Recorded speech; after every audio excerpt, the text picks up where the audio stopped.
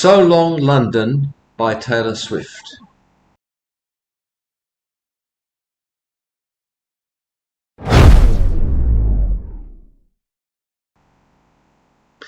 Today I'm returning to the Tortured Poets department to track 5, So Long London. Now track 5 is always a special song for Taylor. She always puts at that position one of her most intimate and personal songs, and this is certainly no exception to that. There's no secret that this is about Joe Alwyn and her relationship with him and the end of that relationship. On her Lover album there's a track called London Boy, which is also about Joe. So it's not surprising that on this album she calls the track So Long London, kind of a bookending the relationship. So without further ado, let's listen to So Long London by Taylor Swift.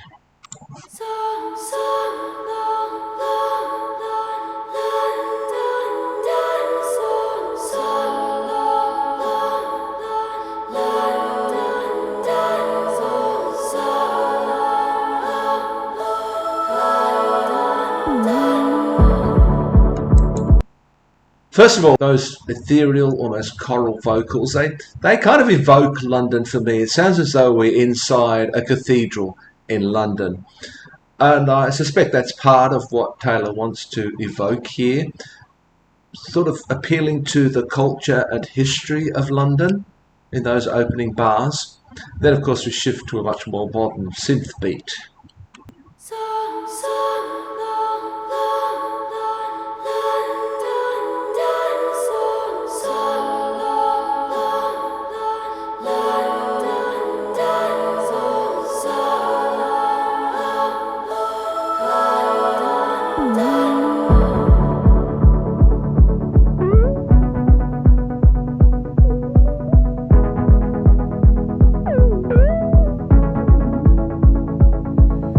I saw in my mind fairy lights through the mist. I kept calm and carried the weight of the rift. Pulled him in tighter each time he was drifting away. Again, this opening line for me evokes London. Fairy lights through the mist. London has a reputation for being foggy, for being misty, for being damp, and I can just imagine seeing the lights of the city through a mist. But also, she introduces that slightly magical fantasy element here, fairy lights through the mist. So I think this is perhaps also hinting at the relationship, how at some stage at least she viewed this in a fairy tale light, if you like, but now she sees it through a mist. She also feels that she is carrying this relationship at the moment, or at least that she is bearing the burden of the break that seems to be occurring. And she tries to pull him closer to her, even though she feels him drifting away. There's also a sense, I think, of a ship on the ocean, drifting away into the mist and watching the fairy lights disappear. I think, in a way, he is that ship that is adrift.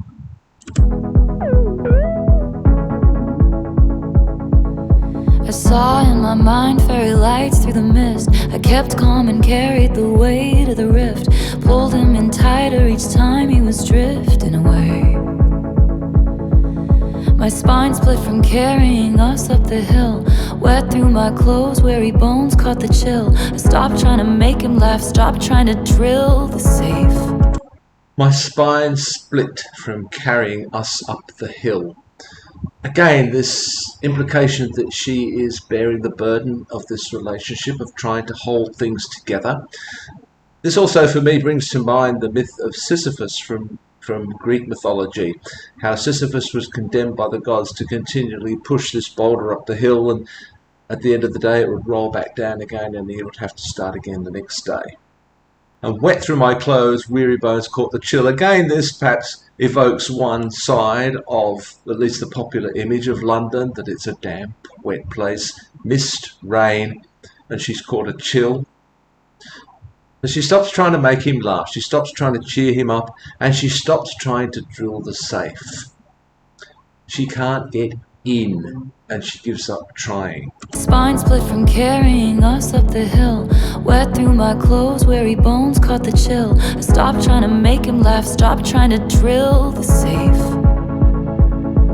Thinking, how much sad did you think I had? Did you think I had in me? Beautiful lines and beautifully delivered. Her tone is very light. There's that edge of sadness, particularly as she delivers these lines. And that sadness is punctuated by the cadence here, the way she delivers the words. Thinking, how much sad did you think I had? Did you think I had in me? That for me adds a depth of sadness to the lyrics themselves and to the tone of her voice. Thinking, how much sad did you think I had? Did you think I had in me? Oh, the tragedy, so long, London. You find someone. So long, London, you'll find someone. So she uses London here as a metaphor for Joe and for the relationship. But I think there's something more to this, because I think for her, she basically fell in love with London. She fell in love with the history and ethos of London. And so losing Joe is more than just losing him. It's more than just losing this relationship. It's losing a whole way of life that she clearly found so appealing. There's clearly something in the history and tradition of London that strongly appeals to Taylor, and she feels that she's losing all of that now. Oh, the tragedy, so long, London, you find someone. I didn't opt in to be your odd man out. I founded the club she's heard great things about. I left all I knew, you left me at the house by the heath. I struggle a little bit with trying to understand the lyrics here. I feel as if I'm missing something, but let's see if I can dig into it a little bit and see if I can work out what she might mean. I didn't opt in to be your odd man out. If you recall, in Anti-Hero, there's that line where she says, I'm the problem, it's me. At tea, everyone knew I'm the problem, it's me. I had the sense in that song that she's talking about attending morning tea in London, which represents a very particular kind of ethos or society in London life, if you like, but that she felt in that scenario, she felt that she didn't fit. She was the odd one out. And maybe that's what she's expressing here too. I didn't opt in to be your odd man out. So although she loves London and loves the culture and history of London, there is about that society something that excludes her. It's very hard to fit into that society. It's very hard to break in. And then this next bit, again, I'm not really sure what it means. I found at the club she's heard great things about. Now, Taylor's never really gone into details about how this relationship finally ended. Is there a hint here of some unfaithfulness on the part of Joe? She never says so openly, but there's the idea that she's kind of laid the groundwork for this next person who's coming along, whoever this she is. I'm not sure about that. Let me know what you think. And then a little hint of bitterness enters into her words here. I left all I knew. You left me at the house by the heath. So there's a sense of loneliness here, sense of the struggle that Taylor had to adjust to this new life. He went out into the city and lived his life, and he left her there at the house. So I think in these lines there is that element of struggling to fit in. Didn't opt in to be your odd man out. I founded the club she's heard great things about. I left all I knew, you left me at the house by the heath. I stopped CPR after all, it's no use. The spirit was gone, we would never come to. And I'm pissed off you let me give you all that youth for free. So this sense of anger, bitterness persists here. I stopped CPR, after all it's no use. The spirit was gone, we would never come to. The relationship is over. So at some point she simply gave up trying to save it. And she's angry because she gave him these 6 years of her life in her 20s. And it all feels wasted now, at least at this point in the song. There are complicated emotions here. She feels several things at the same time. You left me at the house by the heath. I stopped CPR after all, it's no use. The spirit was gone, we would never come to. And I'm pissed off you let me give you all that youth for free. For so long, London. I like what she does here with those words, for so long, London. She does it again later as well. So initially it's so long, London. In this particular verse, for so long is actually a continuation of the previous line. I gave you my youth for free for so long. And then it's also the beginning of this line, for so long, London. I love the way she uses that poetic technique to link different ideas. You let me give you all that youth for free. For so long, London, stitches undone, 2 graves, 1 gun. This lyric is a little bit of a mystery to me as well. I have a picture in my mind of the 2 graves being dug. There are going to be 2 deaths here, but only one of them has a gun. She doesn't say which one of them. I'm not entirely sure what she means here.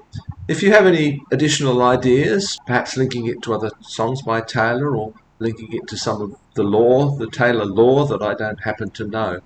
But that's the image I have, that there are 2 fatalities here, but only one of them has the gun. 2 graves, 1 gun. I'll find someone. And you say I abandoned the ship, but I was going down with it. You say I abandoned the ship, but I was going down with it. So there's that element of bitterness here still. You say I abandoned the ship, but I was going down with it. There's miscommunication here, clearly. My white knuckle dying grip, holding tight to your quiet resentment. And my friend said it isn't right to be scared every day of a love affair. Holding tight to your quiet resentment, and my friends said it isn't right to be scared every day of a love affair. Holding tight to your quiet resentment. Clearly Joe doesn't express whatever he's feeling, but she is aware of it, she can sense it. What is he resentful of?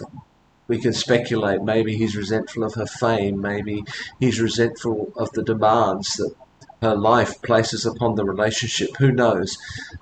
But she senses some resentment on his part, but which he won't express. And her friends say it isn't right to be scared every day of a love affair. Now, I don't think there's any suggestion that she was actually afraid of any physical harm in this relationship. So what does the fear refer to? Possibly it's fear that the relationship is going to end. She's living on edge all the time. Dying grip, holding tight to your quiet resentment. And my friend said it isn't right to be scared every day of a love affair. Every breath feels like rarest air when you're not sure if he wants to be there. So how much inside did you think I had? Did you think I had in me? How much tragedy? Just how low did you think I'd go?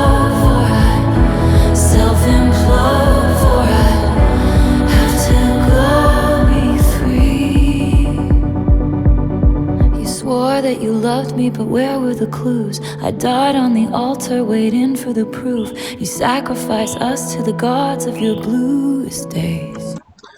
What a brilliant set of couplets this is. You swore that you loved me, but where were the clues? He said the words, but he didn't show her the deeds, at least from her point of view, and obviously we only have this from her point of view. I died on the altar waiting for the proof. I think there are the two aspects of altar here. There's this idea of sacrifice, that she's sacrificing herself to this relationship, waiting for something from him. But there's also perhaps a reference to marriage here, getting married at the altar. You sacrifice to the gods of your bluest days. Again, we return to the idea of sacrifice here, this kind of sacred religious imagery that she's using. To the gods of your bluest days. The clear implication here is that Joe is actually deeply depressed, and that depression is all-consuming. It draws all the energy out of the relationship. I think there are echoes here of the song You're Losing Me from Taylor Swift's Midnight's album, one of the bonus tracks, where she's begging Joe, presumably, to give something back, to recognise what's going on in the relationship and give something back to her. Where were the clues? Waiting for the proof. I think that very much echoes the sentiment of You're Losing Me. You swore that you loved me, but where were the clues? I died on the altar, waiting for the proof. You sacrifice us to the gods of your bluest days. And I'm just getting color back into my face. I'm just mad as hell 'cause I loved this place. Again, so much is lost at the end of this relationship. Not just the relationship, not just Joe, but I guess the whole dream that she had, this whole life and world that she was beginning to build for herself in Joe's world. And she loved it. And now that's all gone. And she's only just getting the colour back into her face. The bluest days. And I'm just getting color back into my face. I'm just mad as hell 'cause I loved this place for so long. London had a good run. I think at this point in the song, there's a sense of moving on to some kind of resolution, some kind of resignation. She's beginning to hope that he'll find someone and that she'll find someone herself, acknowledging that they had a good run.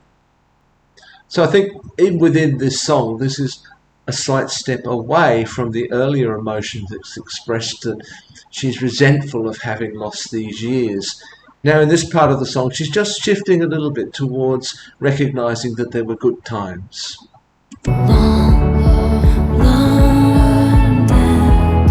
had a good run, a moment of war size, but I'm not the one. But I'm not the one. I think that's clearly a callback to the opening track of the Folklore album, which is called The One.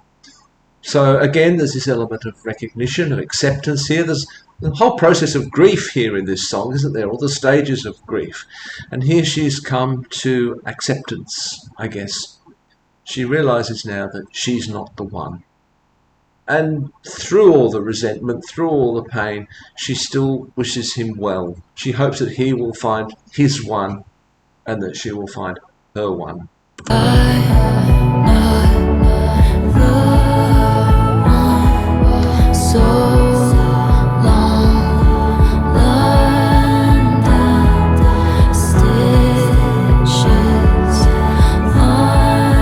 undone, two graves, one gone. You'll find